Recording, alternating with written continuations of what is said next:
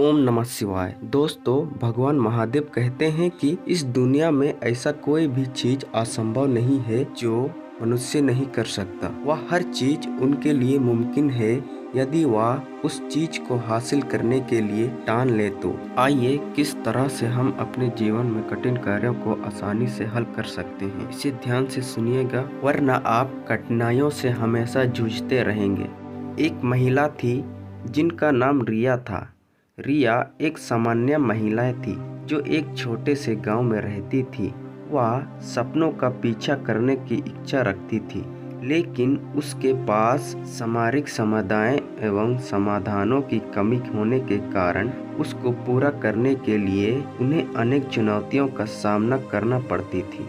रिया की कहानी उस दिन से शुरू होती है जब उन्होंने एक बच्चे को देखा जो शिक्षा की कमी के कारण गांव में पढ़ाई छोड़कर बच्चे काम कर रहा था। इस दृश्य ने रिया को काफी प्रभावित किया और वह बड़ी दृढ़ता से यह सोचकर उसने फैसला लिया कि इस मामले में हमें कुछ करना होगा। रिया ने अपने गांव के सभी महिलाओं को संगठित किया और उन्हें शिक्षा का महत्व के बारे में जागरूक करवाया। वे अधिकारी के तौर पर ग्राम पंचायत के साथ मुद्दा साझा कराने के लिए और स्कूल की स्थापना के लिए लड़ाई लड़ने का फैसला किया।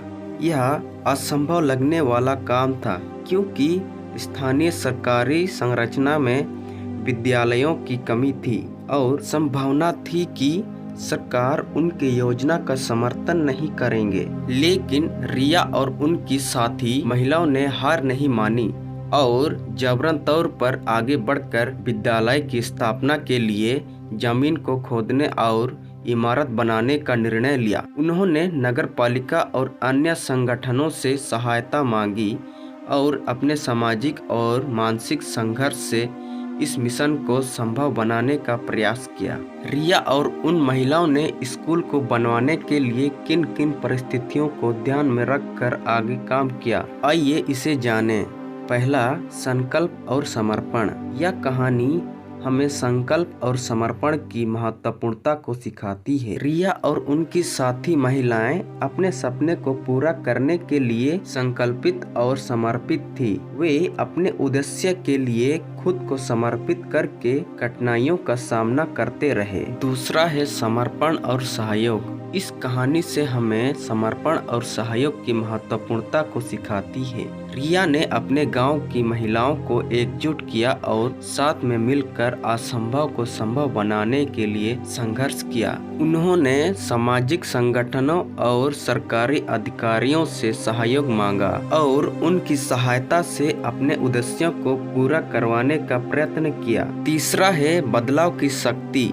यह कहानी हमें बदलाव की शक्ति को समझाती है। रिया ने गांव में शिक्षा के लिए संघर्ष किया और एक स्कूल की स्थापना करने के लिए वह समुदाय को बदलने का प्रयास किया। यह कहानी हमें यह दिखाने का प्रयास करता है कि एक व्यक्ति की संकल्पित और सामाजिकता की शक्ति से पूरे समुदाय के सकारात्मक परिवर्तन होने का प्रयत्न किया जा सकता है। चौथा है स्वावलंबन।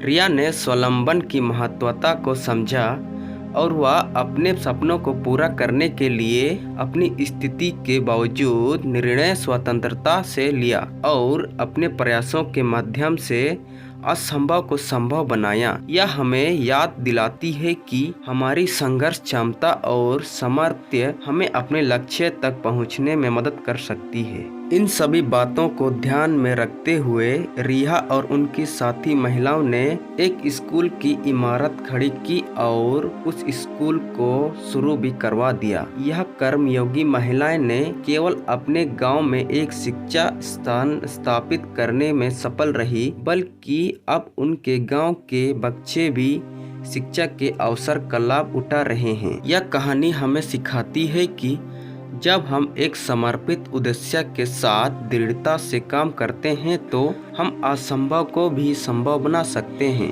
रिया ने जिस प्रकार गांव में शिक्षा का स्थापना करने के लिए पूरा समुदाय को प्रभावित किया, और इससे करके दिखाया कि आदर्श महिलाएं शक्ति और सामाजिकता के माध्यम से हम वास्तविकता को बदल सकते हैं। दोस्तों, वीडियो को लाइक और चैनल को सब्सक्राइब अवश्य करें और कमेंट में हर हर महादेव अवश्य लिखें।